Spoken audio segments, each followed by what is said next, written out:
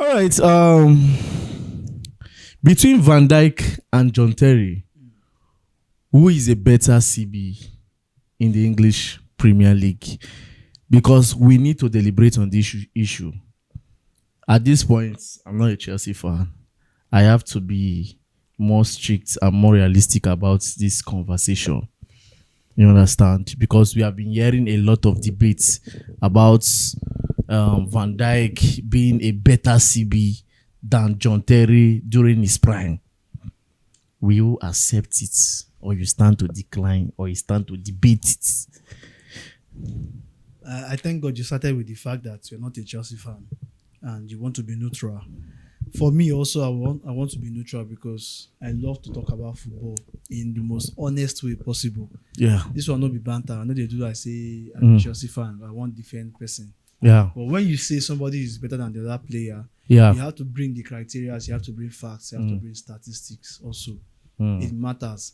Now I know that modern day football is different from football then. You Yeah. understand? But even if you want to talk about today's type of football, you cannot dispute the fact that in those days, Premier League was less regulated in terms of the way they play. Strikers were more tougher, were more physical, and more clinical than these current modern football strikers. You understand? So I can boldly put it out that Terry faced more tough strikers than Van Dijk in his time. Okay. But however, everybody has their own opinion. Everybody has the type of player. I can come today and tell you that in a team, if I was to be a coach, I would pick maybe Lewandowski ahead of Benzema. It is my choice. Everybody has their own choice of how they want their own particular thing to play. But to say that a particular player is better than the other one and you don't have evidence to back it up. Terry has 41 goals, the highest for any Premier League defender in history. John Terry. Only one person could be able to do that. John Terry. John Terry has more goals than Iniesta of Barcelona. John Terry has more career goals than Iniesta of Barcelona. That is to tell you that how big of a name that name Terry was. Yes, I know Van Dijk must have won. Like he was second. He came. I think there was one particular year he came second in the Ballon d'Or. Terry has also come like third in the UEFA awards once. I think yes. I remember one particular year where he came third in UEFA awards too. So if you are checkmating their career achievements, John Terry has won 5 Premier Leagues. Van Dijk has won only 1 Premier League. John Terry has won a Champions League. Van Dijk has won just 1 Champions League. John Terry, I believe he has more FA Cups and Carabao Cups than Van Dijk. So what is the comparison there? What is the comparison there? John Terry was the spearhead of Chelsea's defense in the 2004-2005 season, where we considered only 15 goals. Only 15 goals. Van Dijk could not do that in the Liverpool Premier League title winning campaign. So how is he better? How is he better? Is it in terms of even the headed goals? Is it in terms of tackles, one-on-one? What are you saying? So if you tell me Van Dijk is better, I will ask you to bring all these facts and compare it. It does not make any sense. Terry is the GOAT of the Premier League defense. Take it or leave it. He's the GOAT of the Premier League defense. Till we see somebody that is better than you. Even if you want to do, I see a lot of people that brings out this Premier League first 11, their best first 11 in history. And some people they are complaining between Vidic, Ferdinand, Terry, and Van Dijk, who they will put there. And I just laugh at them because there is no way you are telling me that a player that has won 5 Premier League titles, a player that has the highest clean sheets in the Premier League history, and also the highest goals for a Premier League defender, there's no way you will tell me you will not involve him that you will not involve him in the first 11. Or a defender that had less goals conceded, you will not put him in the first 11. So Doesn't make any sense. the Van Dijk and John Terry of a team should not be a I debate. want this thing to be, because tomorrow somebody will still bring it up again, and I'm like, so even the Van Dijk is still playing now. He's still playing now. John Terry has almost like, I think, more than 400 Premier League appearances. Van Dijk has like 300 and counting. So Van Dijk is still playing now. So even when Van Dijk retires from Premier League football, He has still not got he to has still not. Under what circumstance? Under what? you know who be Rooney? You know who be Van Persie? Call all the big names. Tevez them. That was disturbing the Premier League that time. And they are facing the only big opponent right now is Haaland. That's the only person I can call. It's okay, person that gave you tough time. Even the Cristiano Ronaldo and Messi, they still face this Terry. Yeah. You faced him. So you cannot come out and tell me that you are better than him.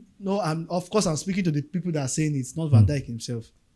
I'm speaking to the people that are saying it. It does not make any sense in any way. You get some kind of things where we're not supposed to they compare for podcasts. It's not possible, guy. Terry is far ahead of Virgil van Dijk. I'm sorry to say. And if you think Van Dijk is better, give me your facts. Tell me why Van Dijk is better than, is a better CB in the Premier League than John Terry.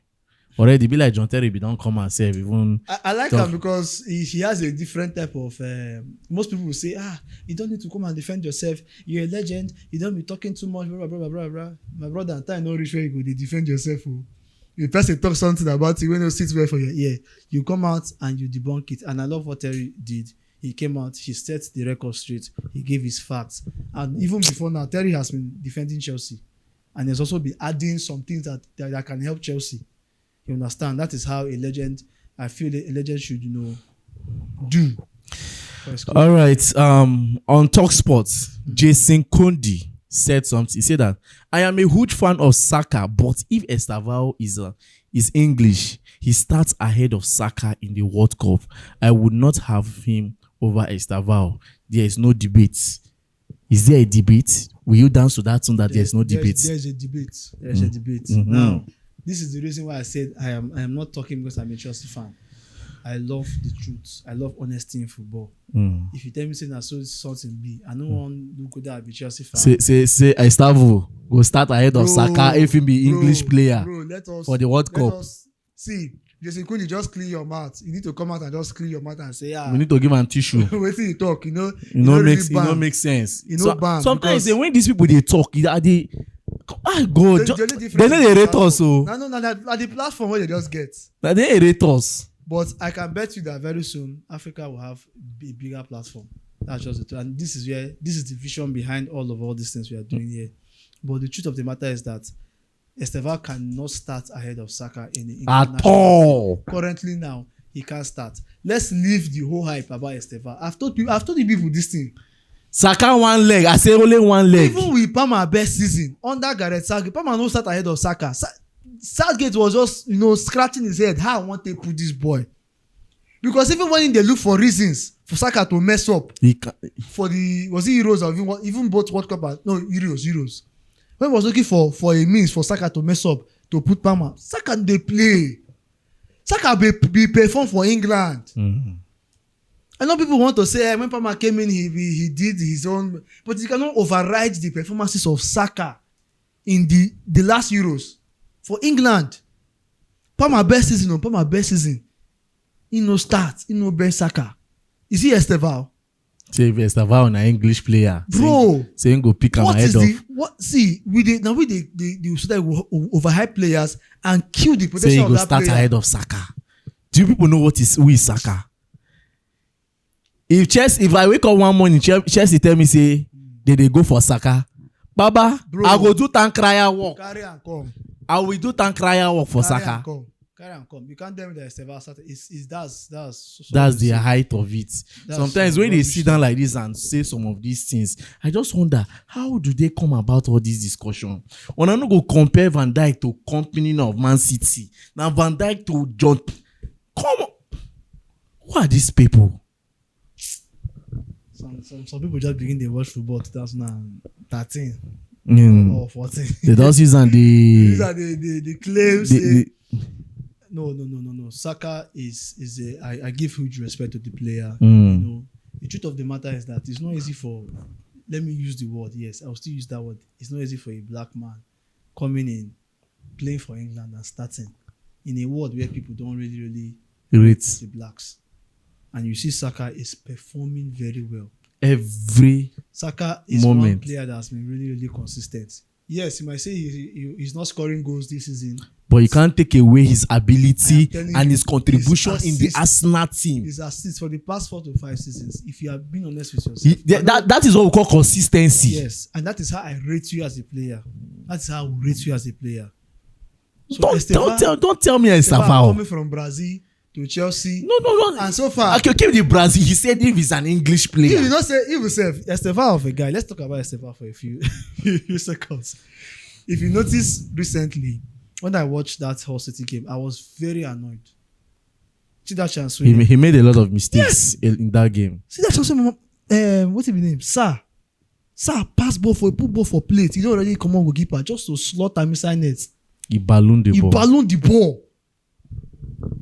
Is this how you will become the superstar? And it makes me mad because tomorrow somebody will enter a podcast and say things like Estevao is better than Yamal. How does it sound? Come on, man. Because the boy, yes, he has potentials. There is a good level of, progression from the player, but he has not gotten there yet. So why are we now overhyping him? He hasn't gotten there. Allow this boy to get to that level. It's crazy.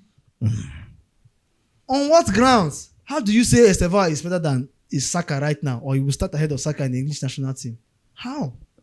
Is it unless you're saying based on excitement, because Estevao plays exciting football. Yes. Maybe he just wants to run, dribble, you carry the ball. No, but that is not all there is about football. You need to have the experience. You need to have the technicality. You have to be intelligent. That is what Saka has. The consistency.